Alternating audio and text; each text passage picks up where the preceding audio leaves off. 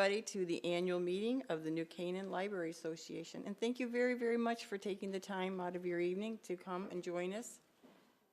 I think everybody knows that the library opened its doors in 1877, but it wasn't until the next year, 1878, that the New Canaan Library Association was formed, when the people running the library filed the Articles of Association. So this group, New Canaan Library Association, has been here almost since day one, and the annual meeting gives the board and the staff a very good opportunity to update you, the shareholders, of what has happened during the fiscal year. And this year, was supposed to be a quiet year, they promised me. Incidentally, I should introduce myself. I'm sorry. I'm Christine Uridan, the current board chair for the next hour. This past year has been really busy for the board, and I think when I walked in the door last year as the new incoming president, my first goal and my biggest challenge at the time, I thought, was going to be to get the deficit under control, because we were running a deficit on our operating budget, and I didn't think that was a very good way to run the library. And also, we needed to rebuild our relationship with the town, who are our major donors. They give us 70% of our operating. They don't give us any capital. That the Library Association has to come up with. But they do give us 70%, over 70%, I should say, of our operating budget. So it is really key that we have an open and honest relationship. And it hadn't been going so great, but it is now on a very steady track, and it's only going to improve as we go forward. But this year, we cut back on unnecessary spending. We're a lot more aggressive in our fundraising efforts, and have worked a lot, as I said, to be more transparent with the library's finances, with our first selectman and board of finance liaisons. And I want to just say a very big thanks to our finance and our development committees, because they made all of this happen. And if we're not running even or a little better in our operating budget, I think that's just pretty bad. So I was very happy that we came out this year looking as great as we did. The Building and Grounds Committee began the fiscal year last August, and this really made me happy, by getting the board's approval to build a new parking lot on the Maple Street property. And that's the property that the board bought in 2008. And now we have 24 new spaces. And I think not only did we enable more people to park and get into the building, but I think the campus looks a lot better. And I got to tell you, I was pretty embarrassed the way we looked prior to redoing the parking lot and the landscaping. And additionally, the Building and Grounds Committee has started to tackle some of the deferred maintenance needs of our building and property. We painted the exterior, we renovated the bath. Now, when I say we, I didn't do this. Other people did this for us. Renovated the bathrooms, purchased a new hot water heater, that was a little surprise, upgraded some of the electrical wiring, and we've been working with our maintenance and landscape teams to ensure that both inside and outside of the building are better maintained. But there's still a very long list of things that need fixing and upgrading, and as we feel comfortable with allocating funds towards these projects, we will do so. But I want to thank the Building and Grounds Committee for tackling all these issues, and because we have been deferring maintenance for way too long on capital needs. Our Technology Committee will certainly be viewed as heroes when the next storm occurs, because they have upgraded the library's hardware to its wireless networks. Now, if you know this, I understand this will be a big deal. From 300 simultaneous users to almost 1,000, actually more than 1,000 simultaneous users. So come the next storm, we're prepared. So thank you to the Technology Committee for keeping us ahead of the curve. Now, one challenge that I hadn't expected, but ended up being the most exciting, was, and having the biggest impact on the library's ability to move forward, was the search and hiring of our new executive director. And I have to say, where's Leidy? There's Leidy. A very big thanks to the hard work and dedication of our ad hoc search committee. Their goal was to find the A candidate, settle for nothing less, and they succeeded. The importance of a strong and visionary leader at the helm of our library cannot be stressed enough. Without strong leadership, we will not only move not forward, but we will slide backward. And in this world, stagnation is the mortal enemy of libraries. Coming from the outside, Lisa Oldham will take not only a fresh look at how we operate, but with her international experience, she will offer us new ways to serve our users. The board is 100% in support of our Executive Director, Lisa Oldham, and we are delighted to formally introduce her to all of you this evening. Lisa?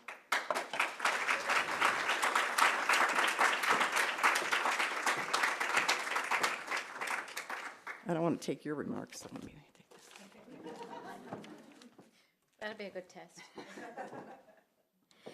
Hello, everyone.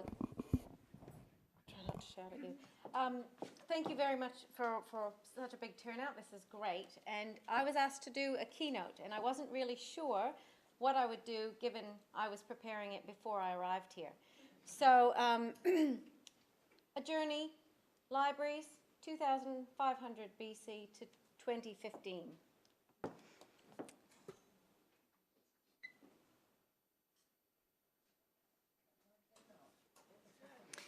And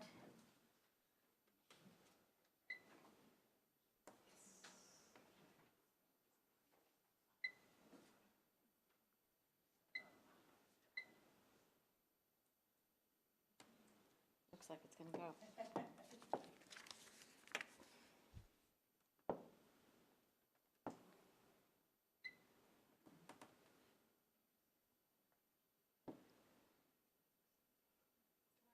Okay, so evolution and revolution, libraries over the last few thousand years. Libraries reflect and support the communities they serve. Whether it's a specialist engineering library that serves a corporation or a public library that serves its community, the library is there to serve the community it serves to achieve its goals. But what is a library? It's a construct, it's a principle, it's a place that supports the community through the provision of access to spaces and tools that facilitate the development of discourse, scholarly ideas, and creativity.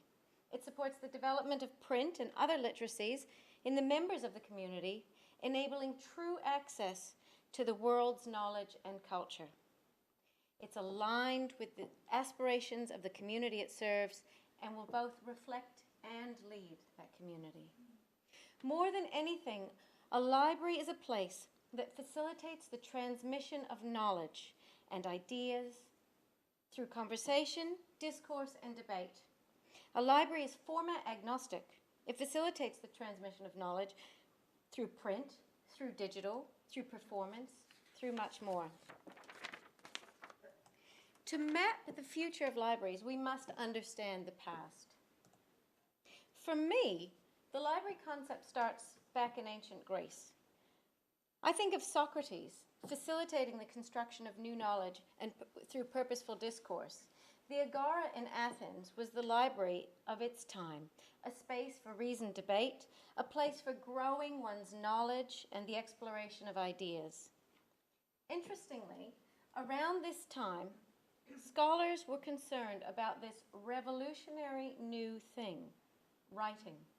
They were really worried that it would mean the end of deep thinking, because once things were recorded on parchment and not in scholars' heads, people would get lazy and they would rely on the written word instead of their minds. Centuries later, the Egyptians created the Museion at Alexandria. The Temple of the Muses was a complex of spaces supporting the scholars and scholarly thought. The set of buildings contained spaces for debate, for discussing ideas, lecture halls, performance spaces, private study areas, and of course, the famous library. By the 3rd century BC, writing ideas down on parchment had actually taken hold, and despite the concerns of those ancient Greeks, scholarship and mental acuity had not gone by the wayside. Fast forward to the Middle Ages. Though the Chinese had created a printing press in the 11th century, it was Gutenberg's movable type that enabled the next revolution in the transmission of ideas. Rather than each copy of a work being copied out longhand and painstakingly illuminated, The press enabled the relatively easy creation of multiple copies, providing the potential for greater dissemination of knowledge of ideas across Europe particularly. The monastic libraries of the Middle Ages collected and preserved printed and bound volumes that supported the scholarly pursuits of the Church. A bit later on, the Bodleian Library became the first Western university library, a place that supported Oxford University community through the provision of spaces and the collection and preservation of scholarly works. Welcome to the modern era. The 19th century, Victorian times, working men's clubs evolved, especially in the UK and also here in the US. And for the members, they created libraries with a goal of lifelong learning and self-improvement. This was for the aspirational working class who could, through books and going to lectures, improve their lot in life. And following on from them, the early 20th century industrialists, Carnegie, supported the development of the modern public library concept, which has continued to develop over the 20th century to include fiction and widen the scope of services significantly, so that now that we're finally in the 21st century, our modern public libraries embody the principles of those earliest libraries of Greece and Egypt. We have spaces that facilitate the intersection of the community with ideas, knowledge, culture, and creativity. A place that facilitates the transmission of ideas from person to person across time and space, making use of all the tools and media that are available to us. From the live lecture or debate to the printed word and bound volumes, digital renderings of audio or video. Importantly, providing spaces, non-commercial spaces, accessible to all for the conversations and reflections of a community.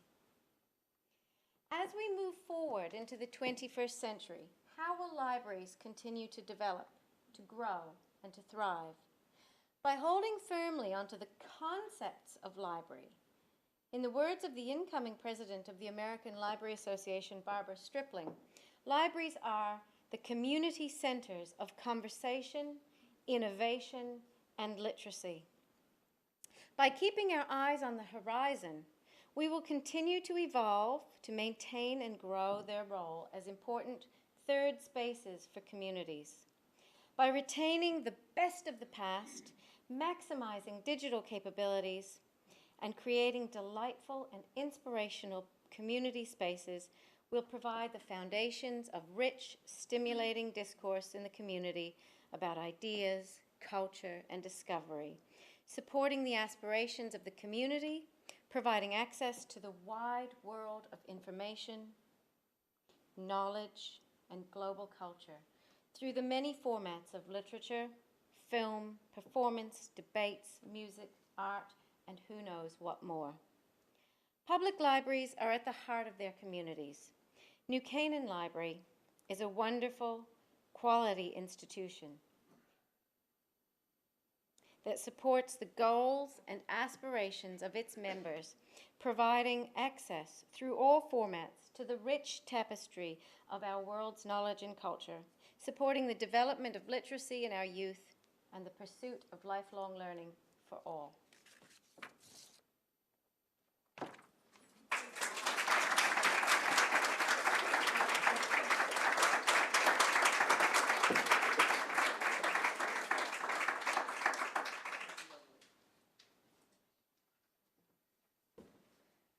I think we got the A player. Okay, we are going to, where's my gavel? We're going to move into, don't move, the formal business meeting of the New Canaan Library Association. I'm calling the meeting, we're taking minutes? Yeah. Calling the meeting to order. The minutes of the 2012 annual meeting, I need a motion to approve the minutes and a second. Second. Any discussion? All those in favor? Opposed? Abstain. Minutes pass. The treasurer's report.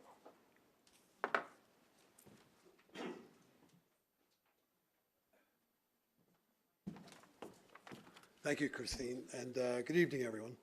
I'm pleased to report our preliminary financial results for the fiscal year ended June 30, 2013. Total support and income reached $2.9 million last year and exceeded our budget by 7%. Private donations, mostly targeted for special projects, were better than budget and reflected the increased fundraising efforts by both the trustees and the staff of the library. Total expenses for last year were also over budget due to costs incurred for several building-related projects that were undertaken throughout the last fiscal year. We expect to report a small operating surplus for last year, primarily due to several unfilled positions, which have been recently or will be filled in the near future. When our audit is completed, our bylaws require that we transfer a surplus or a deficit, if any, to or from our capital fund. Now, I'm also pleased to report that our capital and endowment fund balances totaled more than $2.6 million at year end. These funds are critical to the future of the library. That's my report, and thank you for your support.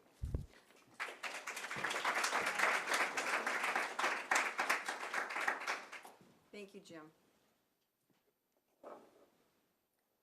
I am pleased to ask Susan LaPerla, our interim director, for some remarks to tell you the state of the library during the past fiscal year.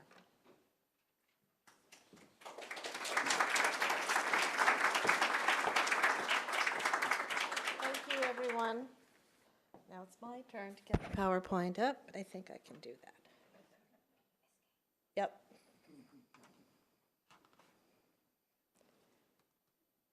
Ta-da.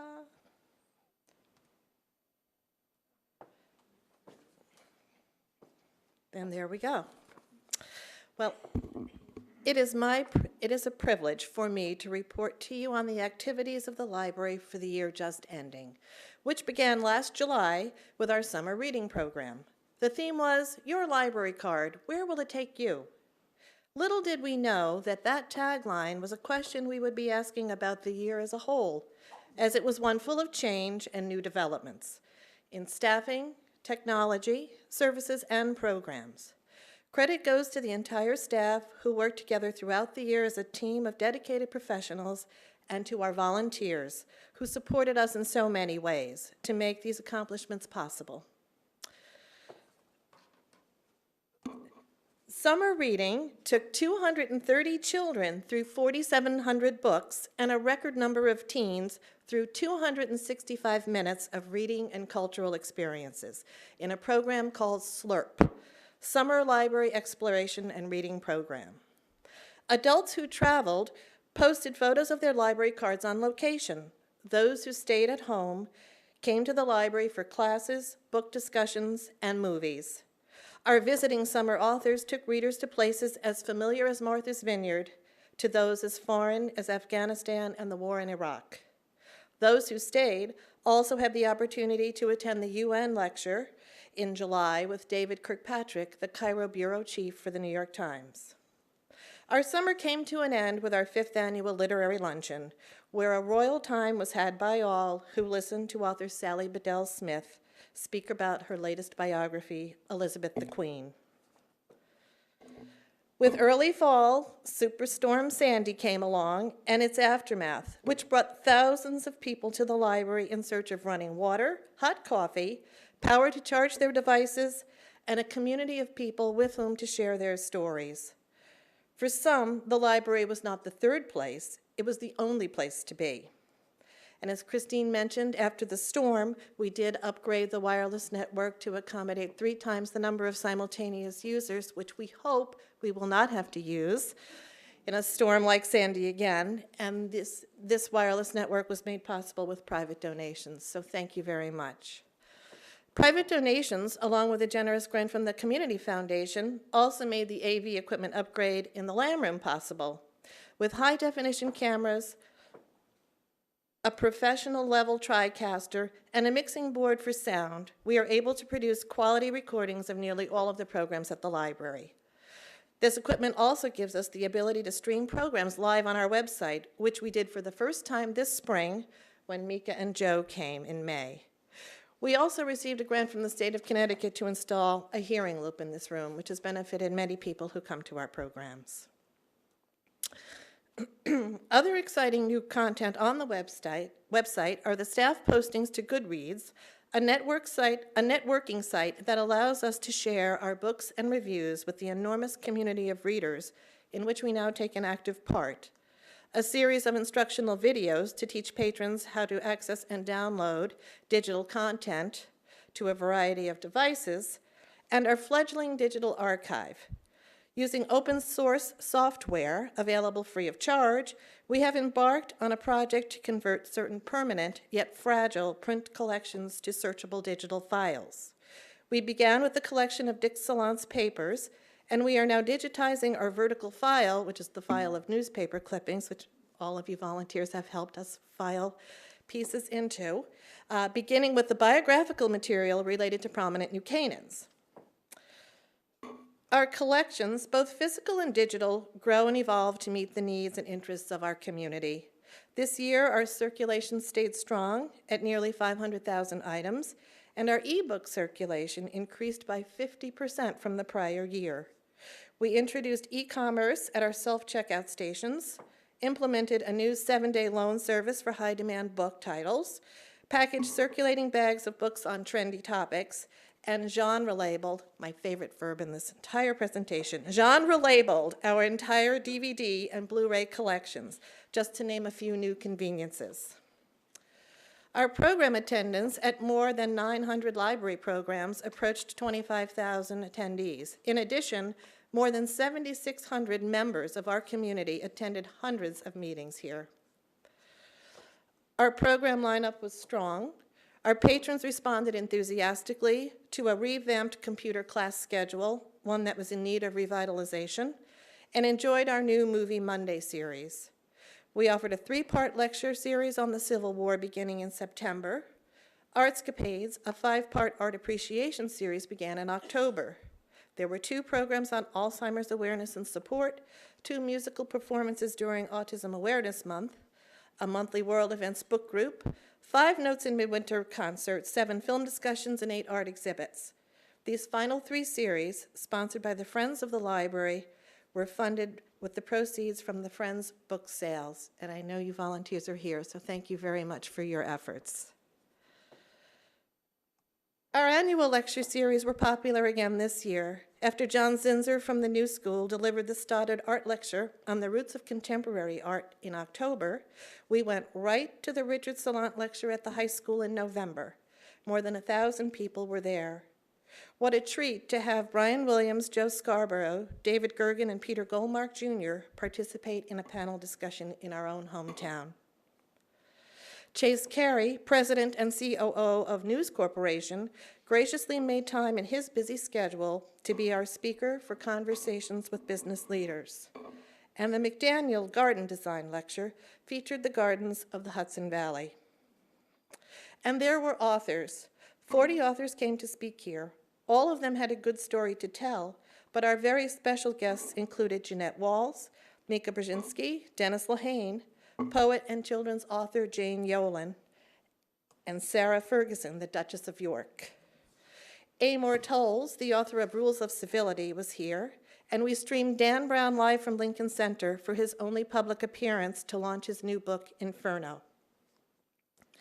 Our year ended in June with the 2nd annual Books, Blues, and Barbecue fundraiser, where 280 people had a great time supporting the library in spite of the torrential rain. And now we've come full circle to this year's summer reading program with the theme, Try Something New. We're not offering the bungee program, however. We did have the jugglers. I think we will all find that once again, this tagline will be something we say throughout the year as we begin it with a new executive director who will challenge us to bring innovation to what we do. In closing, I want to thank my fellow library staff colleagues who work together every day, who believe in the library's mission, our volunteers, be they trustees, friends, or back office volunteers, our patrons, and our donors, whose contributions of all kinds and whose commitment to the library make it the beloved institution it is in New Canaan. Thank you for the opportunity to serve as your interim co-director. this past year, and I'm looking forward to another great year next year. Thank you.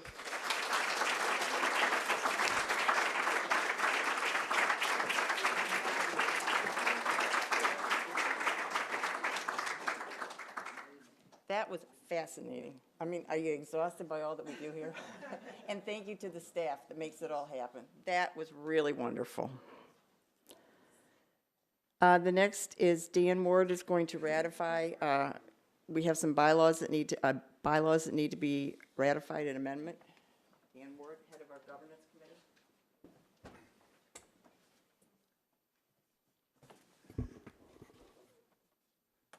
In the back of the room are copies of the proposed changes. I hope at least some of you have picked them up. There's less to this than meets the eye. In Connecticut, there are two kinds of libraries. One kind is part of a municipal organization. Others are private organizations which are known as association libraries. The Canaan Library is an association library. Bylaws provide, subject to applicable governmental statutes and regulations, the structure and the rules by which a library operates. As the library evolves, it's necessary to review, and this is the job of the governance committee, to see whether changes are appropriate. The proposed changes are in red. The only ones of substance relate to the placement of the Friends organization within the library structure. The Friends now report to the executive director. Therefore, the references to the Friends organization that relate to membership on the Board of Trustees are redundant and no longer needed and should be eliminated.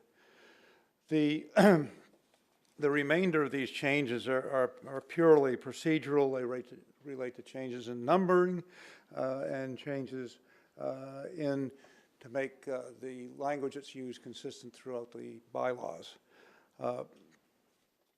That being said, are there any questions for those of you who may have looked at the red parts of this?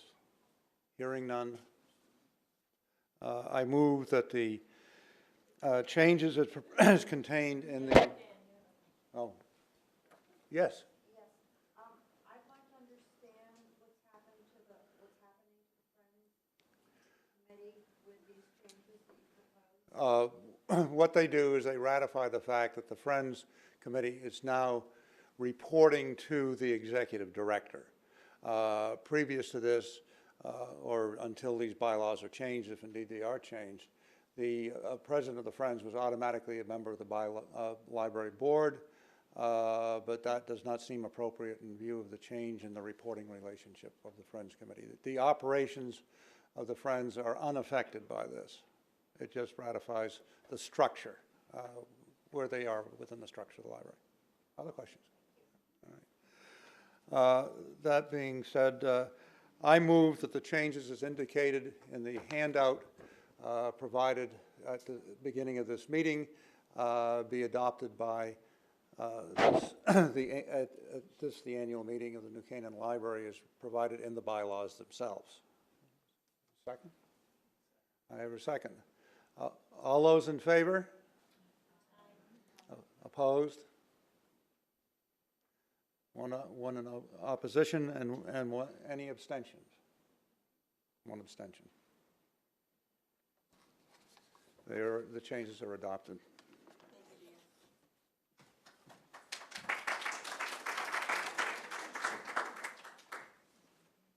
And now Kate Kent, a member of the Governance Committee for election of the trustees. Good evening. I have the privilege to present this year's nominees for election to the Library Board of Trustees. Two of the nominees, Alan Donaldson and Holly Parmalee, were elected by the board in February this year to fill vacancies, and you are being asked to approve their election to the remaining term of the vacant positions in each case. The three remaining nominees, Leidy Hummel, Dan Ward, and Christine Jourdain, are being re-elected to the board for a second term of 3 years. I hereby move that the following nominees, Alan Donaldson, Leidy Hummel, Holly Parmalee, Dan Ward, and Christine Jourdain, be elected to the Board of Trustees of the Library. May I have a motion? May I have a second? All of those in favor? Any opposed? Thank you. Okay. Thank you very much.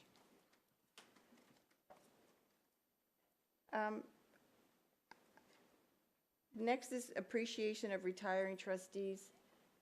I don't think they're here, but we have 3 trustees, Michael Barr, Elizabeth Ellsworth, and Tracy McManus, who have served on our board, and their terms are up.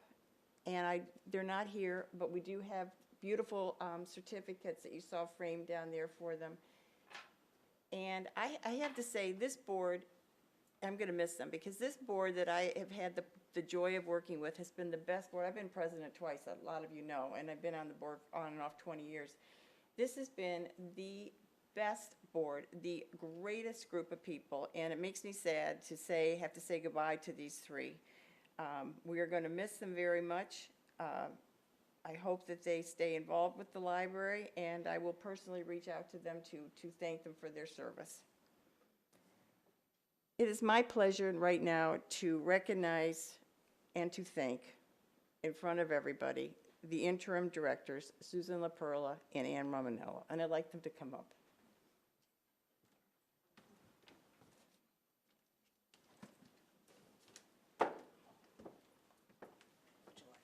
Right here. I want to thank you, ladies. When I asked you in October, I hope you're not busy, because we have a void. And I asked them to fill the void in addition to doing their regular job, and they both have pretty high-level jobs at the library. Could you please take on running the library? And it's a big job. It's a very big job. And this library just kept on running. There were no problems.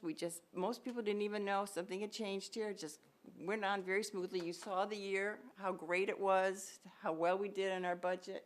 You guys, ladies, you did a wonderful job. I cannot thank, as board president, I cannot thank you enough, because it just made my life so much easier.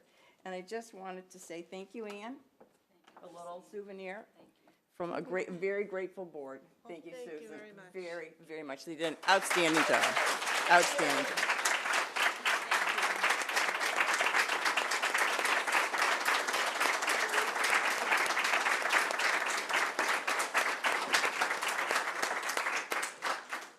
And the great thing is they're not going anywhere, they're still here.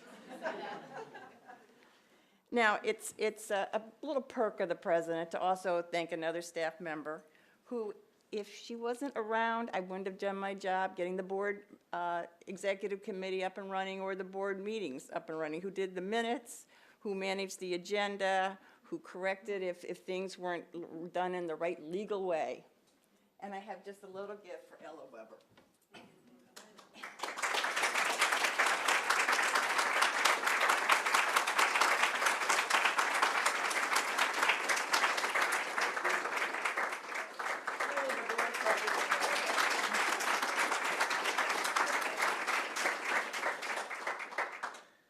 And I hope you'll stay around for Chris's term, because you make it so much easier.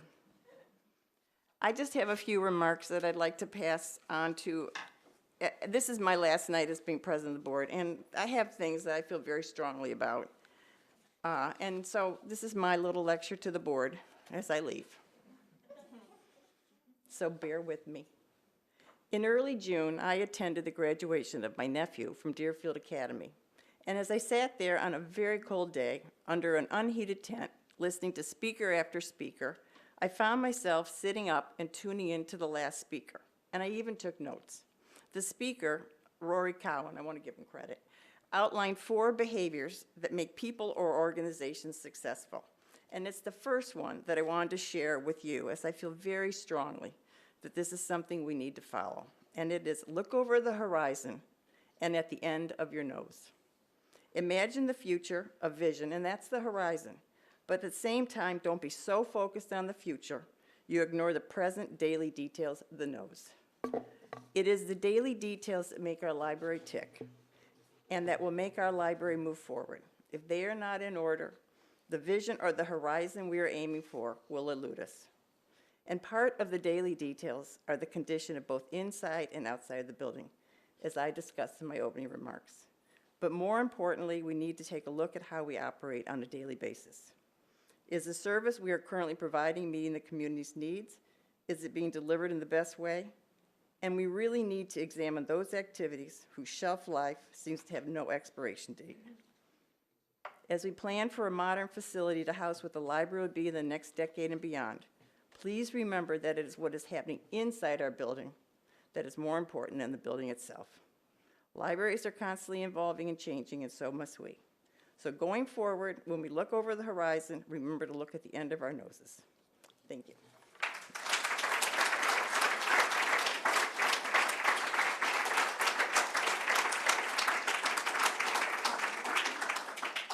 Are there any questions before I hit the gavel? I'm willing to answer. I answer honestly, so speak up. Please. Could you tell us the other three? Are there three what? Oh, there was, I can't remember one, I can't remember. What I can send you is, this poor guy, I'm sending his stuff all over. Finally asked permission, can I use your speech? But, you know, to me, it's very important. I mean, I think that buildings are very important, and, you know, we're always thinking about what we're planning for the future, but I want to make sure that we're taking care of today.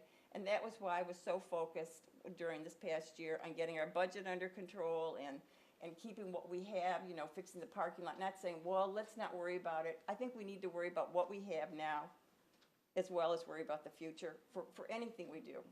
And so that was my little mantra all during the years. Let's take care of today. And that's what I want everybody to remember as I leave. Any other questions? All right, guys, have your cocktails.